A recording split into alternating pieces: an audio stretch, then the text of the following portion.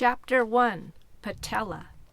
On her first all-night hospital call, she didn't have much responsibility, but had a bedside vigil with a DNR patient who reminded her of her dad. In the split second that the light went out of his eyes, third-year medical student Kate Testa ran to the foot of his bed to follow the light. "You can't follow me," the voice, which sounded like a younger version of her patient, said. "Follow him." She heard the bark of Dipper, her family's dog, and through the mist felt him crash into her as she fell. He broke her fall onto the long grass. The fog cleared and she was in the lake house yard. She had not mowed the lawn recently, and the grass was long, but a vibrant green. It had patches of dirt from Dipper playing and scattered weeds. Her mom had insisted no chemicals be used on the lawn by the lake, and Kate smelled wet dog, dandelions, and buttermilk frosting. Dipper, their nearly blonde yellow lab, licked her face. The picnic tables had the red and white squared plastic tablecloth on it. In the center, lines of smoke floated up from the candles sticking out of the yellow frosting of the multi-layer cake. She knew there would be chocolate inside. Sitting at the table were her little sister Trina, her mom Lily, and her dad Riley. "It's your birthday," her mom said. "You get the first piece." In green letters, the cake spelled out, "Happy Birthday, Kate." It was the best chocolate cake she had ever tasted. Her mom was so good at desserts. Her dad said, "Time to open presents." He brought a large wrapped box to her side of the table and set it down on the grass next to her. "What could this be?" she asked. "Go ahead and open it," her little sister said. The box was about 3 feet tall. Her little sister must have wrapped it. She liked to use a lot of tape, and Kate worked hard to pull the wrapping paper off. It came off in small sheets and could not be saved. She had to pull it out of the cardboard box to figure out what it was. A sailboat, a sundial, a bird bath. Kate wasn't exactly sure where she could put it, but she loved the thought that went into this present. She knew she was hard to shop for. "Thanks," Kate said. "I'm not sure how I'm going to get this home." "You'll figure it out," her mom said. A smaller box was on the table with blue wrapping paper from the same roll with too much tape. Kate struggled to open it and saw her little sister smile. It was a stethoscope, and she noticed her name was engraved on it. She looked at her dad and thought it was his idea. He seemed to nod.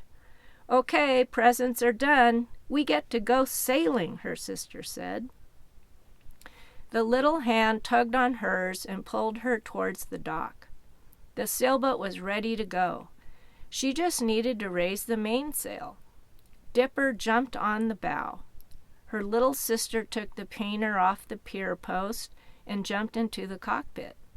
They had the lake to themselves. The wind was medium strength, and they could sit comfortably on the high side. Dipper sniffed the air from the bow of the boat and closed his eyes. Kate had almost forgotten how relaxing it was to adjust the tiller with one hand and the sail with the other and find the balance that made the boat sing on the water with the waves lapping the bow. "It's my turn to skip," Trina said. "You were going to give me pointers." "Sure." They switched positions, and she watched her little sister smile as she took the tiller. A lift came, and the boat heeled. "You can easily sail slightly as the puff comes, and then trim in for speed." "My boat handling is never as good as yours," said Trina. "It takes practice," said Kate. A puff came, and her little sister pulled the sail in and put the bow down, and they tipped over. Her little sister laughed, and Kate thought she tipped on purpose.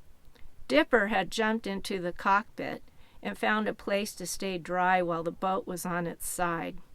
Kate knew she had to get in the water to keep the boat from going turtle and to right it. Her little sister stayed on the high side of the boat and kept out of the water. The wind wasn't really that strong, and Kate quickly swam to the centerboard and stood on it to bring the boat back upright with a whoosh and the sound of luffing sails. The water was brisk, and she shivered as some of her little sister steered the boat back to the dock. After a hot shower, Kate warmed up and felt more relaxed than she had for a long time. The shower got all misty, and she slipped. She landed on the floor of her patient's room and looked up. What happened? She looked back, and it probably was that large power cord for the portable chest x-ray. Her patient's eyes were closed, and she could see that he wasn't breathing, but his body looked peaceful.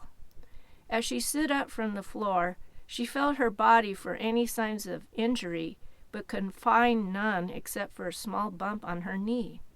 She asked the x-ray tech who pulled the large machine away, "Was I out long?" "No. You got up right away. Why do you think you were out?" Before she left for the day, the nurse handed off her mail. On the top was an envelope which had "Happy Birthday" hand printed on it. The nurse said, "Happy birthday!" Kate opened the envelope and found the business card of a dog breeder. The address was close by in the countryside, and she stopped there on her way home. The old dog breeder welcomed her and took her to the kennel. A yellow lab puppy greeted them from his container with his tail wagging. They thought he was the runt of the litter, but I think they're mistaken on that, he said. "Like Dipper," Kate said. "Exactly. He has the same parents." She took him out and felt the soft fur squirm against her and felt the quick puppy kiss on her face. She took a deep breath of the puppy smell. She examined him and noticed a blemish at the base of his left ear. "That's just a birthmark. It won't hurt him." "Like Dipper." "Exactly." She looked at her bruised knee. "I am calling him Patella." When she got home, she set the puppy down, and he quickly did his business before they went into the house. He ran around the house a little crazy, as puppies do, but then he plopped down on the doggy bed in the corner that was still there. She brought in a large cardboard box that was sitting on her porch. She opened it and found 2 boxes. The large one had a sailboat, sundial, bird bath. The smaller one had a stethoscope with her name engraved on it. She went to the front door and looked around, but there was no one there. She checked the mailbox at the street, and it was empty. She sat on the couch and then lay down. The puppy barked, and she picked him off the floor and set him on her chest. She felt the soft fur again and sniffed that wonderful puppy smell. The phone rang, and she sat up to answer it. It was the nurse who had given the mail. "Just wanted to check up on you. I think it sucks that you were on call the night before your birthday. I didn't know it was your birthday today. The attending asked me if I thought you were okay. That's when I found out about the loss of your family. I'm so sorry. I know birthdays and holidays after that can be especially hard." "Was the envelope from you?" asked Kate. "No, I wish we would have gotten you something, but we didn't know. If you feel the need to talk, call me at the hospital, and if I'm not there, they can page me."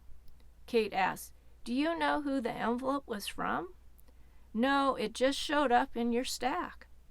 "Thanks for calling. I think I'll be okay." Kate looked closely at the envelope. The style wasn't perfect, but was familiar. The letters were all in caps. The H and Y were crooked.